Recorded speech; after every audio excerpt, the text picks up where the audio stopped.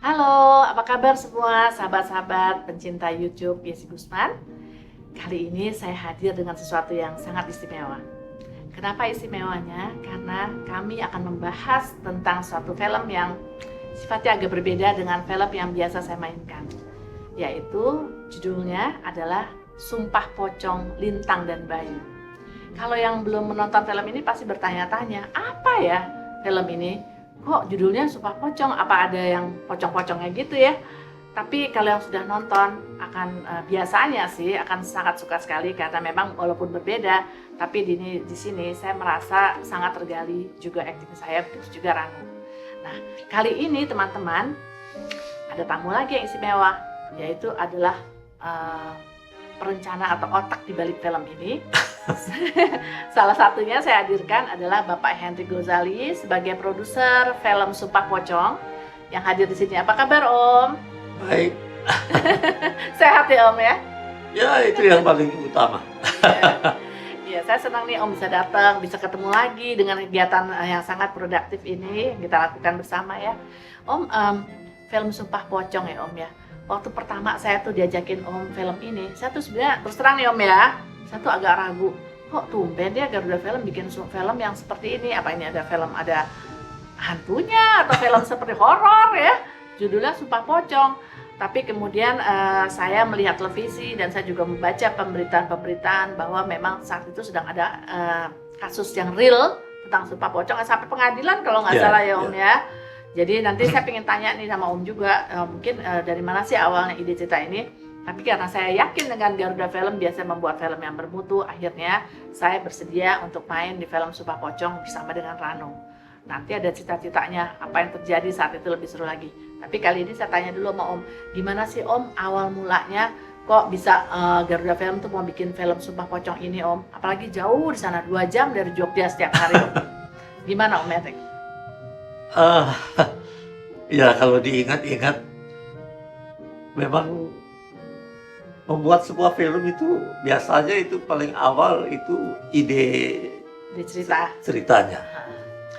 Nah, saya karena boleh dibilang memang sumbernya itu bisa dari novel, bisa dari peristiwa. Iya.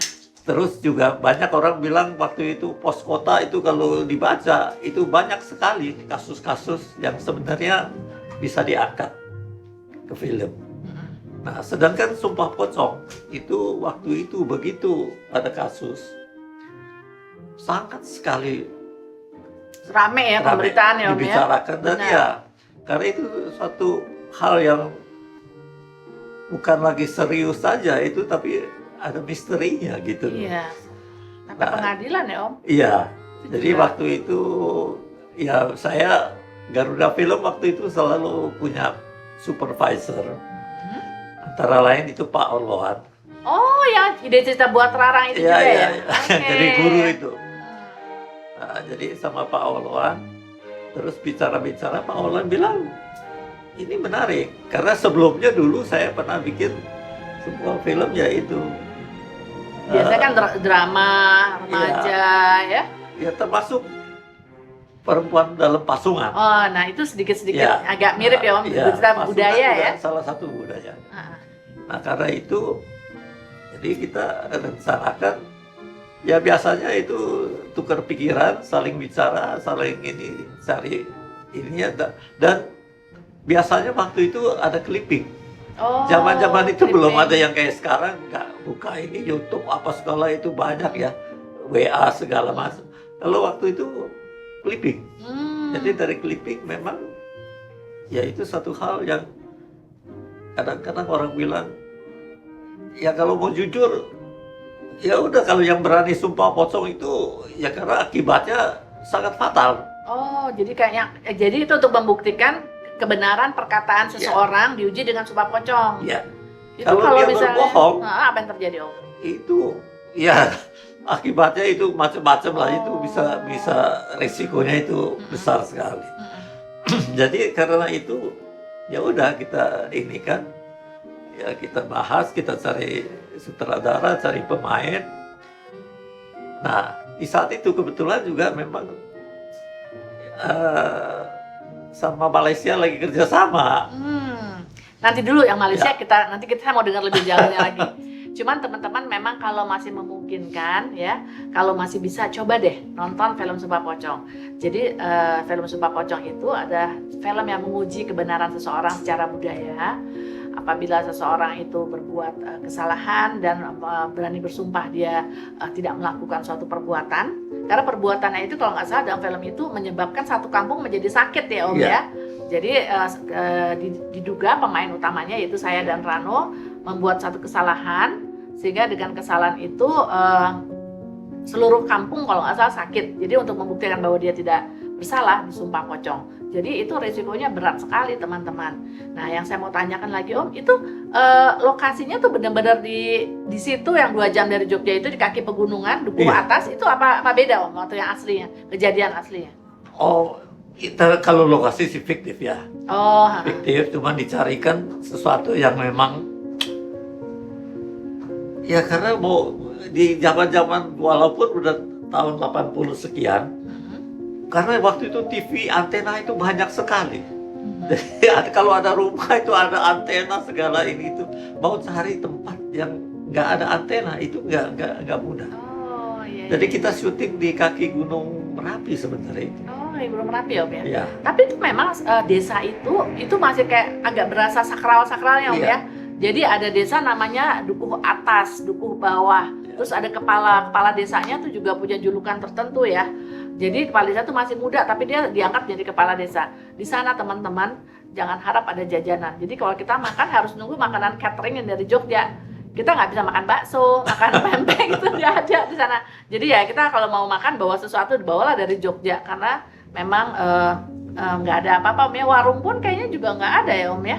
Jadi susah ya di sana makanannya Om. Pada waktu tahun itu loh. Sekarang mungkin sudah berubah. Ya, maka itu lokasi juga waktu itu art director sama sutradara mereka yang cari. Persiapan karena art director itu Yudi Broto. Oh, art directornya Yudi Broto. Ya, cuma ya kalau apa kabar dia Om? Hah? Apa kabar Om Yudi Broto itu? Udah nggak ada. Oh iya ya. Ini film ini yang nanganin Ismail Subarjo udah nggak ada. Pak Ismail, Bang Ismail akhirnya jadi sutradaranya Ismail Subarjo ya, yang bikin Perempuan Dalam Pasukan kan? Iya. Jadi banyak sekali, termasuk pemainnya yang ikut Ami Priyono ikut main jadi juga udah nggak ada. Coba Om tadi cerita gimana sih awal ceritanya yang gimana jadi bikin film ini Om tadi cerita pertemuan di hotel bagaimana Om itu? Iya jadi di HI kita bertiga. Siapa aja? Waktu itu Pak Olwat, saya sama Edo. Jadi kita bilangin kita punya rencana dan kita minta dia tanganin. Tapi Edo dia bilang aduh ini ceritanya temanya oke, tapi dia bilang maaf saya nggak berani bikin. Dia bilang karena saya orang Kristen.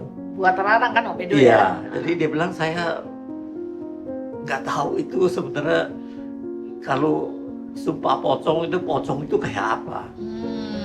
Jadi malah dia yang gusulin bilang mestinya Ismail Subarjo.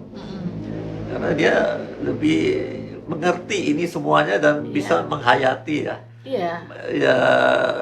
Ya karena bikin film semacam ini nggak bisa sembarangan. Itu kalau ada miss ya nanti dengan arti kata sengaja nggak sengaja itu resikonya nanti bisa dikritik orang. Betul. Ini sekali. Tapi saya setuju Om Ismail Subarjo, saya manggilnya waktu itu masih Om ya. Itu rambutnya gondrong ya kan, dan orangnya ngejawani sekali. Jadi dia kayak mengerti lah, paham dengan budaya-budaya Jawa ya. Walaupun pada saat itu nanti kita akan bicara lebih jauh lagi tentang kita ada kerjasama dengan Malaysia Om ya. Tapi saya mau cerita nih teman-teman semua ya. Ada adegan lucu sekali. Ketika saya kan baru hari pertama syuting di sana, kita masuk ke suatu rumah yang besar, rumah adat gitu. Tapi rumahnya walaupun besar sederhana ya, ada bilik-biliknya juga, kayu-kayunya itu. Nah, saya ingin ke toilet nih. Saya ingin ke toilet ya Om nggak bilangin saya sebelumnya. Pada waktu saya ke toilet, saya mau pipis, tiba-tiba ada bunyi ngok apa nih? Pas saya lihat tiba, loh ada mata, nggak tahu sapi atau kerbau. Rupanya kerbau itu di dalam rumah di sebelah toilet saya. Saya kaget sekali, saya langsung bangun, saya langsung kabur. saya saat itu ya ingat banget tuh 2 jam perjalanan setiap hari dari Jogja ke kaki gunung ya. Itu pulang pergi tuh Om, jadi 4 jam satu hari, pagi-pagi udah berangkat. Nah di pedesaan itu ya banyak masyarakatnya ya. Saya ingat banget tuh ketika adegan si tokoh perempuan ini, si Lintang ya, Lintang berlari-lari akan bertemu dengan ibunya. Itu dia itu pakai kain, saya pakai kain diikat gitu ya, sarung ya. Teman-teman harus nonton film ini, saya juga pengen nonton lagi. Habis ini saya harus nonton. Itu dia lari, terus masyarakat datang, masyarakat semua mengurumuni. Itu serem juga tuh Om adegannya. Kaki saya juga sampai pecah-pecah karena panas Om. Itu adegan yang benar-benar saya tergali aktingnya di situ. Saya merasa saya benar-benar menjadi Lintang, tokoh yang dituduh untuk melakukan perbuatan yang salah, tapi sebenarnya tidak, jadi harus membuktikan kebenarannya. Itu buat saya tuh sangat berkesan. Satu lagi yang berkesan buat saya adalah adegan saya harus mau dibikin pakai kain kafan, jadi pocong ya. Saya dengan Ranu tiduran di lantai, terus saya diam aja, saya lihat ke atas ke langit-langit. Di situ kan orang di sana nggak pakai Ethernet tuh, jadi dari bawah kelihatan hanya kayu-kayu dengan genteng. Serem juga sebenarnya ya. Jadi saya agak serem melihat gentengnya itu, tapi hati saya sebenarnya biasa aja ketika saya dikafanin. Anehnya penonton yang lihat justru mereka yang takut gitu. Adegan itu melihat saya dengan Ranu dikafanin dua-duanya. Nah itu buat saya tuh 2 adegan itu yang sangat-sangat berkesan buat saya. Nah Om sebagai produser, Om saya mau tanya, kan kita kalau melakukan hal-hal yang sifatnya sensitif, sakral seperti ini, biasanya kan ada meminta izin dengan masyarakat atau tokoh agama atau apa di sana, itu biasanya pasti dilakukan kan Om? Gimana Om ceritanya waktu itu? Bukan cuma minta izin toh loh, itu waktu kita bahas kita udah bilang adegannya itu secara detail mesti kasih tahu kepada pimpinan yang di desa itu bahwa akan dilakukannya itu seperti apa, dan itu nanti jadinya digambar pun seperti apa. Nah, jadi itu karena nggak boleh miss ya, nggak boleh nyimpang dari ya, karena ini kepercayaan ya, kepercayaan. Jadi memang sebenarnya Sumpah Pocong itu dikatakan itu efeknya itu akibatnya itu besar sekali. Nah jadi itu semua yang lakukan karena saya sendiri terus terang karena saya Buddha. Oh iya. Jadi saya juga nggak paham mengenai ini. Jadi saya udah bilang sama Maing, saya bilang you yang mesti nanganin dan you yang mesti tanggung jawab loh. Ya jadi kalau perlu kita minta juga penasehat atau diajak ini kan supaya adegannya ini juga jangan sampai nanti ada yang katakan miss gitu. Nah jadi surveinya segala macam, maka ya artnya juga Yudi Broto itu juga salah satu yang paham lah mengenai Pak Yudi Broto ya. Luar jadi, biasa, memang artnya tuh luar biasa ya, tuh. Jadi mereka yang ini kan, maka itu termasuk lokasi kenapa pilih di sana, kenapa mesti sampai bolak-balik tiap hari 2 jam itu, karena juga dicarikan supaya sesuai gitu. Gambaran itu karena lokasi, kostum, sama cerita itu mesti nyatu. Jadi supaya untuk sesuatunya itu, realnya itu terasa gitu. Iya, betul. Nah jadi, ya maka itu dibilang, sampai kalau bilang fasilitas mengenai WC segala itu artinya itu lebih di kebelakangan lah. Jadi yang paling penting secara keseluruhannya itu mendukung kepada ceritanya ini, sangat kepada mendukung film itu loh. Nah jadi karena itu ya semuanya hal ini karena juga kita melibatkan penduduk di sana. Iya, mereka ikut main, mereka ikut main loh. Jadi benar-benar orang-orang real ya. Itu juga kepala dukuhnya itu juga baik sekali dan masih muda ya. Itu yang main di film itu kan seingat saya Om ya, ada yang orang Indonesianya ya, karena kita kan kerjasama, Om Henry kerjasama dengan orang Malaysia. Ada Pak Pit Tagau, ya kan? Terus yang orang Indonesia siapa lagi Om ya? Saya ingatnya Pak Pit Tagau. Wede Mokhtar. Wede Mokhtar ya, Rano Karno tentunya pasti. Siapa lagi? Yang lainnya Malaysia ya? Enggak, yang Oh, yang jadi ibu aku. Jadi ibu aku, oh itu Malaysia. Malaysia. Malaysia itu. Sedikit ya Malaysia ya. Ibunya yang Rano itu udah ini. Kalau saya nggak salah ingat itu usia Siapa ya? istrinya W.S. Rendra. Bener banget, Mbak Sunarti Rendra, iya kan? Iya. Saya ingat, saya sempat tidur sekamar sama Mbak Narti untuk syuting ini di satu daerah perkampungan juga, cuma lumayan ya kamarnya. Tapi airnya habis mau mandi Om, jadi air tinggal 5 cm dari bak. Ya udah kita sharing berdua tuh. Ingat Mbak Narti, saya bersahabat karena Mbak Narti suka nyanyi. Jadi 2 jam perjalanan tuh tidak bosan karena dia selalu bernyanyi. Dan yang lucunya itu Mbak Narti tuh ini kalau tidur dia nyalain lilin Om. Dia kan I think she's a good Christian ya, orang Kristen taat. Jadi dia nyalain lilin kalau malam gitu, terus dia berdoa. Saya liatin. Saya kan Muslim, jadi saya liatin di sebelahnya. Jadi persahabatan kita itu memang ini akrab sekali, benar Mbak Sunarti Rendra, Pintagau, saya Rano Indonesia. Nanti kita akan bicara tentang gimana kerjasamanya dengan orang Malaysia ini. Tapi orang Malaysia itu mungkin karena sama-sama suku Melayu ya, jadi mereka juga akrab, bisa berbahasa Indonesia juga. Jadi saya masih ingat tuh orang-orangnya di mana ya mereka sekarang, apa kabarnya.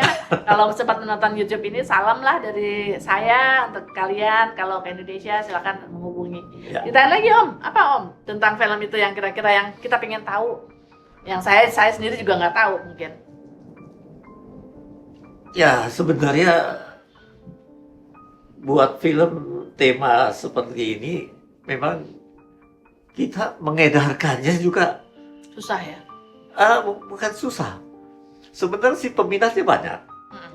Cuman kita itu untuk mempromosikannya itu kan biasanya ada yang ya namanya promosi ya. Jadi ditambahin bumbu-bumbu sedikit itu, nah itu pun mesti hati-hati. Itu pun nggak bisa sembarangan. Maka itu waktu itu, karena dulu saya kalau promosi film saya umumnya saya sendiri sama ini Pak Heri itu sama-sama bikin poster, bikin apa kita bikin. Tapi yang film ini saya minta juga orang yang betul-betul yang paham.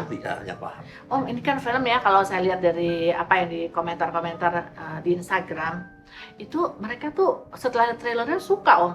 Jadi mungkin bisa nggak kalau film ini diedarkan lagi, karena mungkin eranya dulu itu sama era sekarang ada perubahan. Nah film ini mungkin akan lebih banyak lagi orang yang nonton kalau diedarkan kembali. Mereka mencari mana ya film Sumpah Pocong, Lintang dan Bayu itu, kepingin nonton lagi Om. Kalau ini cuma ide dari saya, kenapa Om nggak, misalnya apakah memungkinkan diputar kembali, karena ternyata penggemar film jadul tuh banyak Om. Mereka pingin, karena katanya bahasanya tuh menarik, terus cita-citanya juga banyak yang berbeda. Saya nggak tahu ya, itu komentar dari teman-teman di Instagram ya. Jadi mudah-mudahan juga teman-teman yang nonton YouTube mungkin pingin tahu, tapi mungkin gimana, apa mungkin ya, atau diudarkan kembali? Ini ya mesti bicara dengan bioskop ya. Kalau misalnya mau di bioskop mungkin lebih sulit ya. Tapi kalau di TV atau apa sih, saya yakin masih kesempatan ini ada. Kan ada video.com juga sekarang. Iya, itu ya memang mau kembali orang yang berminat bikin film tema seperti ini, saya rasa sedikit sekali. Iya, dan Om Hendrik salah satunya. Itulah yang membuat Pak Hendrik Gozali ini menjadi produser yang berbeda. Sampai nanganin kadang-kadang itu ya, sampai poster, sampai cari buah ceri, sampai bikin posternya, sampai semuanya. Om Hendrik ini memang kayaknya kelihatan enjoy sekali. Enjoy dan punya ini ya Om, saya rasa Om sangat nasionalis ya, karena banyak film-filmnya Om itu juga menggali budaya Indonesia. Saya salut loh sama Om Hendrik. Ya, saya kecuali itu pun kalau filmnya diputar, saya itu juga biasa keliling bioskop. Oh ya ampun, sampai begitu ya Om ya? Dan saya keliling bioskop, saya biasanya bawa satu tape kecil loh. Kadang-kadang itu reaksi penonton saya rekam. Ya ampun, itu ditemenin sama anak-anaknya Om itu ya? Ya, jadi karena itu saya rasa baik sekali buat saya bisa dapat input ya. Jadi happy ya Om ya sebagai produser ya. Iya, teman-teman, film ini juga ada sesuatu yang berbeda loh, karena di film ini Garuda Film bekerja sama dengan Malaysia ya Om ya. Ini pertama kali Om kerjasama dengan luar, gimana Om ceritanya? Sebenarnya kalau itu dari pemerintah kita ya. Oh, G2G ya? G2G.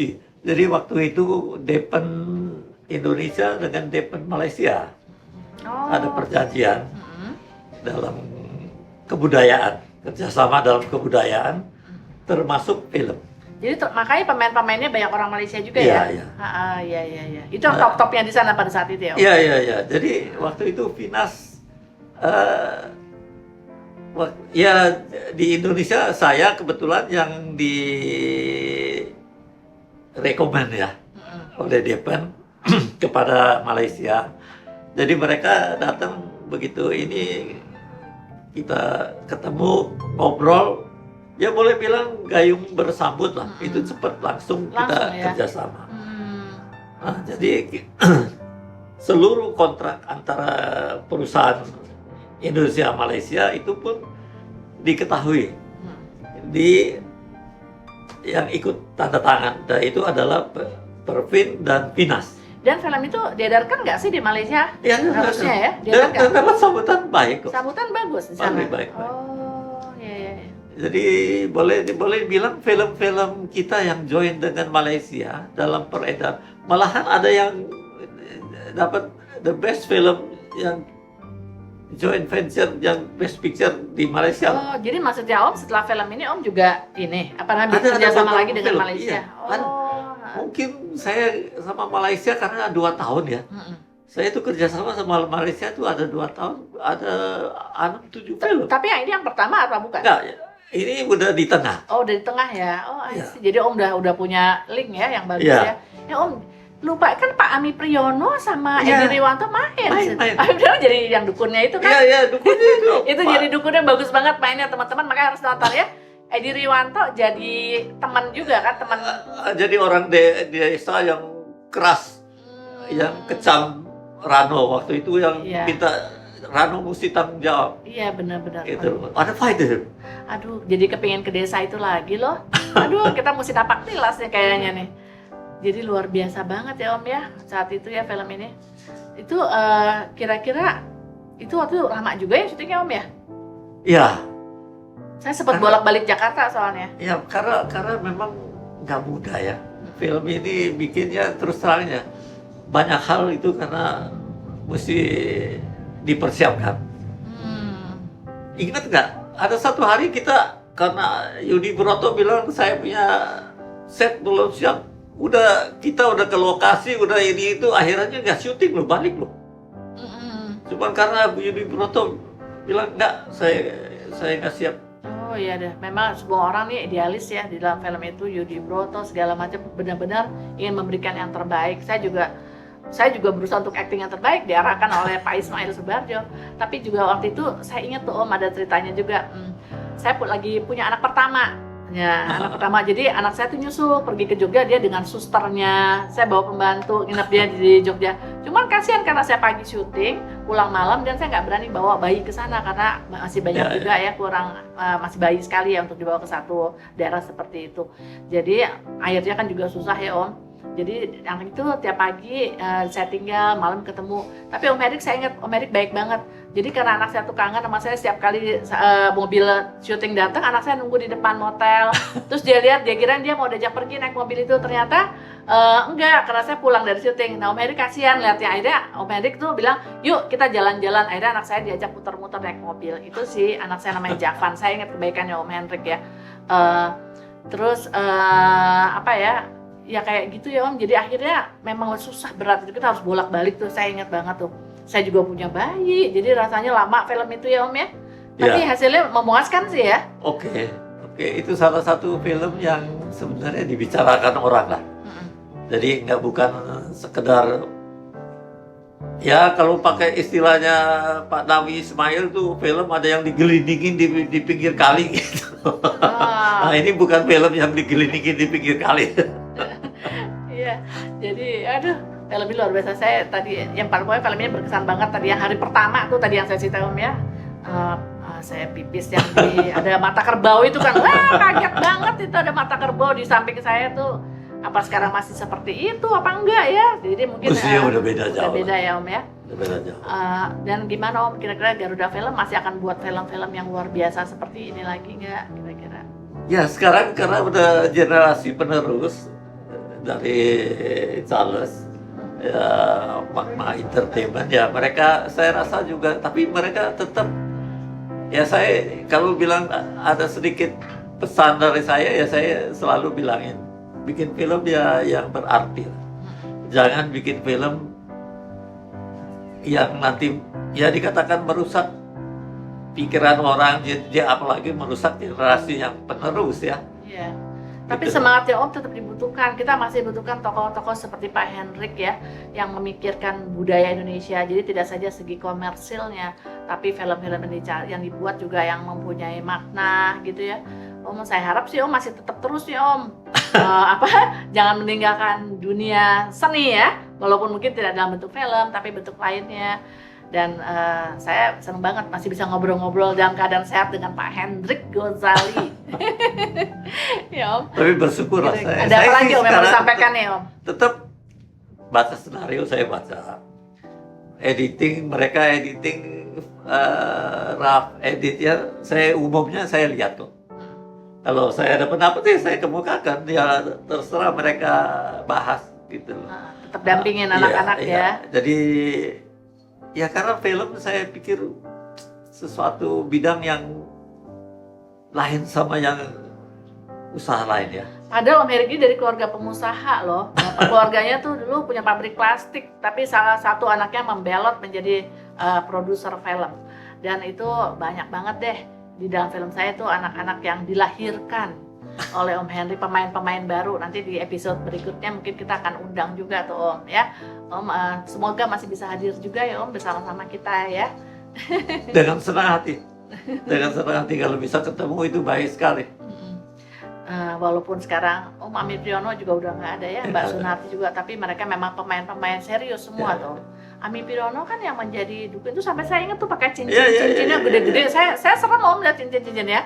Dan kalau Amir Priyono tuh mau ngajak dia main film itu nggak gampang. Nggak gampang ya. Itu dia kalau bukan dia tertarik sesuatu, dia nggak mau itu. Dan di film ini kan dia boleh bilang dia ikut di Jogja juga cukup lama. Iya, kita nginep di motel-hotel Cemara itu Om Amir Priyono ya. Aduh, dia main sebagai dukun juga luar biasa banget Om. Kira-kira Om ada nggak pesan-pesan dari Om Hendrik nih buat teman-teman pemirsa, teman-teman pencinta film Indonesia? Ya, film Indonesia sebenarnya sedang maju,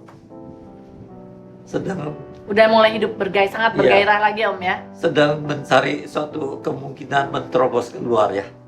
Jadi ya cuman skopnya memang udah lain ya, itu aja. Jadi sekarang skopnya memang jauh lebih luas. Iya. Jadi ini juga satu hal yang baik. Tapi dengan demikian berarti ya kita punya karyawan, artis juga mesti lebih siap. Iya. Sekolahnya juga ya, sekolah tentang seni ya. Dan itu Itu. harapan dari Pak Hendrik. Mudah-mudahan semoga bisa lancar dan semoga akan lebih baik lagi.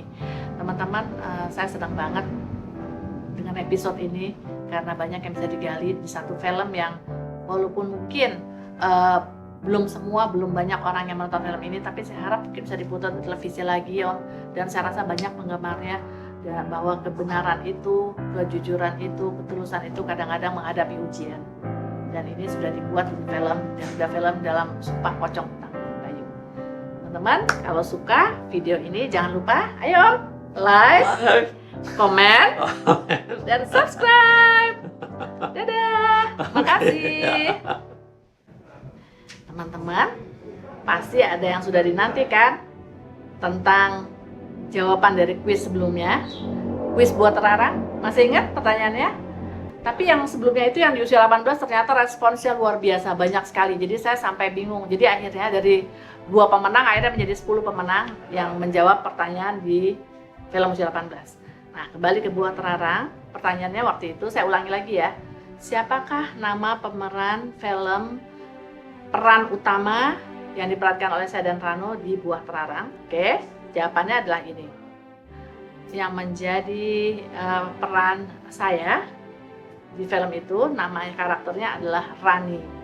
Dan yang diperankan oleh Rano adalah karakter Satria. Jadi Rani dan Satria jawabannya. Makasih, jangan lupa like, comment, subscribe. Dadah.